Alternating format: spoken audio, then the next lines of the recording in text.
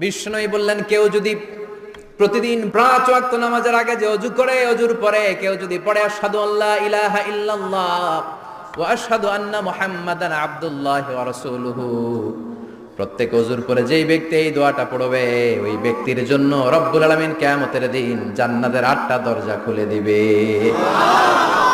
সেও সাইয়েদনা আবু বকরের সাথে সাথে ওই 8টা দরজা যেটা দিয়ে মন চায় ঢুকতে পারবে। কোন সুবহানাল্লাহ। বিষ্ণু বললেন, ইন্নালিল জান্নাতি সামানিয়াতু আবাব, জান্নাতের ভেতরে দরজা হলো 8টা। মিনহা বাবুন ইউসাম্মা আর রায়্যান, 8টা দরজার মধ্যে স্পেশাল একটা দরজা আছে, দরজাটার নাম হলো রায়্যান। লা ইয়াদখুলুহু ইল্লা সাইমুন, রোজাদাররা ছাড়া কেউ রায়্যান দরজা দিয়ে ঢুকতে পারবে না। যারা রোজা রেখেছেন তাদের জন্য এন্ট্রি দেয়া হবে এই দরজা দিয়ে ঢুকার। আবার বিষ্ণু বললেন, মান দাখালাহু লাম ইয়াজমা আবাদা, একবার রায়্যান দরজা